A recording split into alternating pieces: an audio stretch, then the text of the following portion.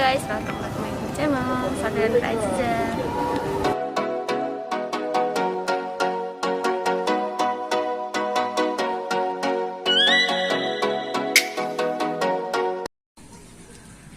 Assalamualaikum warahmatullahi wabarakatuh. Nah, kali ini aku ingin mempresentasikan tentang PT Jiwasraya. Nah, PT Jiwasraya ini adalah salah satu PT yang bergerak pada bidang asuransi. Dia itu didirikan pada tanggal 21 Agustus 1984 dengan nama PT Jiwasraya. Terus dia berkembang menjadi PT Jiwasraya Persero, yaitu pada tahun 2003. Visi dan misinya memang bagus banget. Di sini dia itu menciptakan salah satu perusahaan yang mempunyai tujuan itu jujur dan memiliki integritas yang tinggi, dan juga dia itu mengembangkan sebuah perusahaan asuransi untuk stakeholder maupun internal dan eksternalnya. Dan ternyata di PT Jiwasraya ini membuat kehebohan untuk publik dan dia merugikan. Nah, apa saja? Nah, beberapa poin ini akan aku jelaskan. Tapi sebelum itu kalian jangan lupa like, comment, and subscribe ya.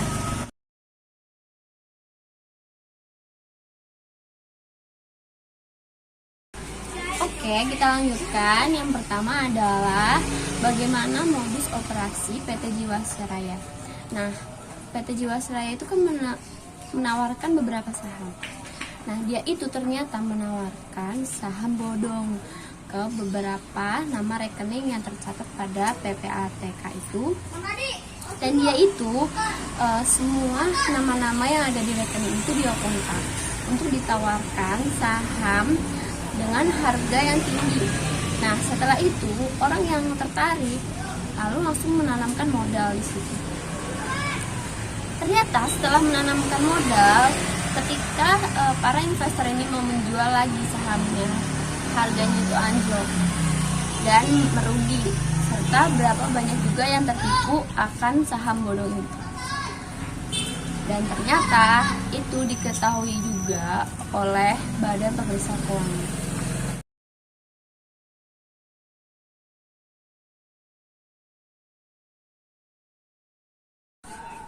Oke, selanjutnya aku akan menjelaskan yang kedua, yaitu dampak dari PT Jiwasraya ini. Ternyata menurut BPK, Badan Keuangan, itu dia memberitahu bahwa kerugiannya adalah sebesar 16,8 triliun. Dan lebih parahnya lagi, banyak lembaga-lembaga yang ternyata terkait dalam kasus itu, seperti BUMN, BI, dan OJK. Padahal di situ OJK bertugas sebagai otoritas jasa keuangan, tapi ternyata dia itu ada sangkut pautnya pada PT Jiwasraya ini.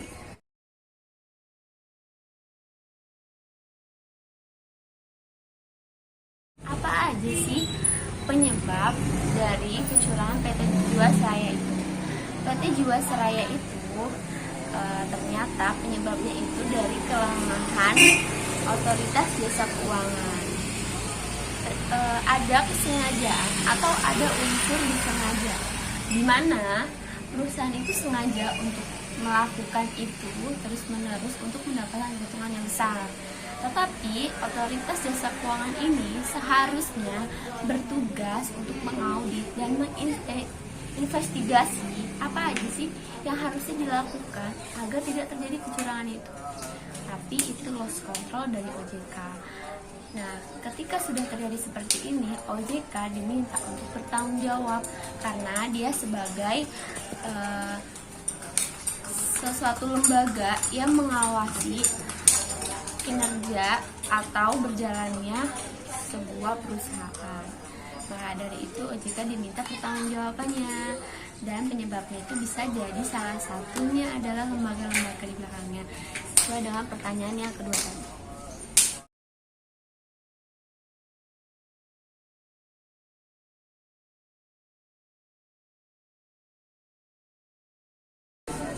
Oke, pertanyaan keempat adalah bagaimana bentuk laporan akuntan yang ditemukan. Nah, ada beberapa nilai yang nanti akan aku jabarkan, yaitu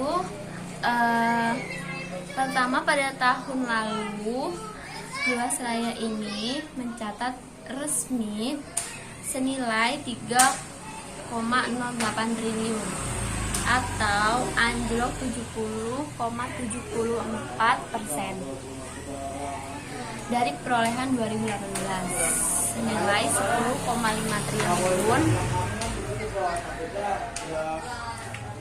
Habis itu Jiwasraya memiliki beban klaim 14,8 triliun. Dan selain itu pada 2019 juga memiliki beban 14,8 triliun.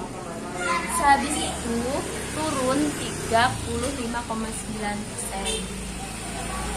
Nah, pada 2019 juga mencatat kerugian sebesar 1 triliun, cukup besar. Dan di sini juga asetnya itu mencapai 14,9 triliun atau turun sebesar 24,02%. Terus Jiwasraya juga mencatat ini sebagai risk based capital negatif 1,88%.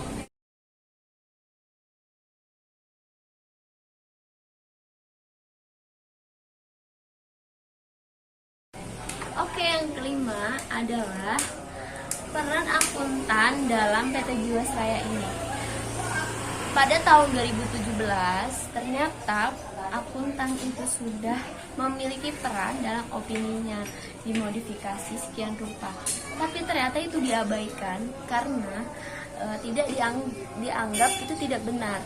Dan beberapa kali juga akuntan ini memberikan opini-opininya yang sudah sesuai dengan opini sebagai seorang audit. Nah, itu bisa dijadikan kelalaian atau memang kesengajaan yang disengaja untuk tidak didengar. Ini masih diteliti lagi oleh beberapa auditor yang memeriksa badan keuangan.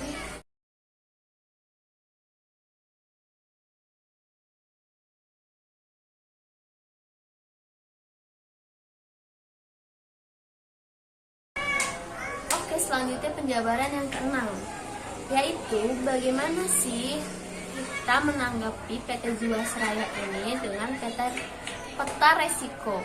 Peta resiko itu yang sudah aku jelaskan di video pertama aku. Kalian bisa lihat video aku yang pertama. Nah, di situ itu kita seharusnya memilah apakah setiap apa yang kita mau keluarkan atau apa yang mau kita jalani itu ada tergolongan rendah, sedang, atau tinggi. Nah, di peta risiko manajemen ini seharusnya Jiwasraya ini sudah menilai apakah yang dilakukannya itu tergolongan rendah, sedang, atau tinggi. Nah, setelah itu barulah memutuskan untuk memberikan solusi atas itu. Nah, namanya juga perusahaan di bidang bergerak di bidang asuransi. Nah, itu pasti banyak banget resiko-resikonya. Entah itu disalahgunakan, entah itu mungkin kelalaian, entah itu juga ada pemanfaatan dari luar, atau mungkin orang-orang yang memang ingin korupsi. Nah, itu tergolongnya apa? Kalau korupsi mungkin tergolongnya tinggi karena memang merugikan perusahaan, bisa jadi gulung tikar atau bangkrut.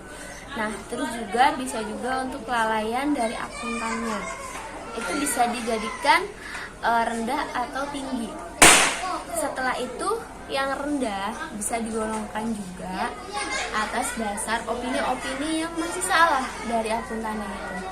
Nah, masih terus dikelola lagi dan terus yang namanya itu pengawasan. Pasti kita perlu namanya pengawasan. Terus juga bisa sesuai dengan cost framework yang aku jelasin juga dalam video aku yang pertama. Cost framework itu juga namanya ada kontrol manajemen. dari lingkungan, eksternal, internal, terus juga dari auditor, investor, ke kreditor gitu. Habis itu kalian lihat dulu lingkungan eksternal dan internalnya. Sebenarnya apakah perusahaan itu sudah termasuk sehat atau belum, dari segi pekerjanya maupun dari orang luar yang akan mengaudit, sudah benar-benar dapat dipercaya atau belum. Lihat juga siapa aja yang mengurus atau menyusun laporan keuangan, karena itu bersifat sensitif dan rahasia. Maka dari itu kita perlu tahu namanya kontrol manajemen. Kayak gitu, kita harus mengaitkan dari cost of framework dan tadi yang namanya peta resiko. Kalian bisa simak dari video aku pertama.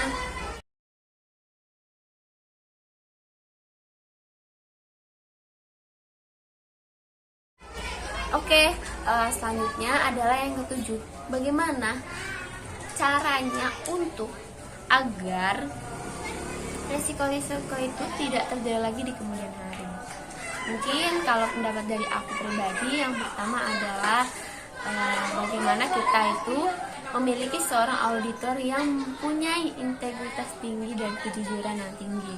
Kita memperkerjakan seseorang sesuai dengan kejujurannya dan cara dia untuk memberikan opini yang baik.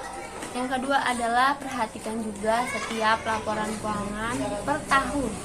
Apakah itu tampak aneh atau menimbulkan rasa kecurigaan? Kenapa laporan keuangan ini makin lama makin tinggi tapi merugikan kreditur gitu, atau investor lainnya. Terus juga yang ketiga adalah dilihat juga dari lingkungannya. Apakah lembaga-lembaga di balik itu seperti OJK, BUMN, terus BI benar-benar bisa mensupport atau hanya membackup saja, atau mungkin cuek saja dan tidak peduli atas OJK ini.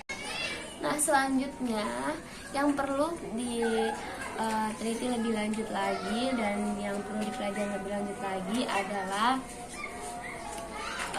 pokoknya internal dan eksternalnya itu harus diperhatikan, harus dicari benar-benar yang berkualitas, yang memiliki integritas yang tinggi, juga menanamkan peta resiko yang tadi saya udah jabarkan, terus juga sesuai dengan cost of framework dan opini yang jadi auditnya itu benar-benar baik. Terus juga sebagai pemegang perusahaan jangan langsung percaya, kadang pemegang perusahaan itu sengaja untuk mendapatkan keuntungan yang besar untuk perusahaannya. Nah, OJK harus benar-benar melindungi apa yang sudah menjadi tanggung jawabnya, sehingga perusahaan ini tidak merugikan negara lagi. Nah, semoga ini tidak akan terjadi lagi pada perusahaan-perusahaan lain, dan PT Jiwasraya ini dapat evaluasi lagi kinerjanya, berjalannya perusahaannya, juga dapat mengevaluasi kejadian-kejadian sebelumnya agar tidak merugikan negara lagi. Nah, semoga video ini bermanfaat untuk kalian, dan kalau misalnya kalian suka sama video aku, jangan lupa like, komen, dan subscribe videonya dan nyalakan loncengnya. Terima kasih sudah menyaksikan video aku. Assalamualaikum warahmatullahi wabarakatuh. See you.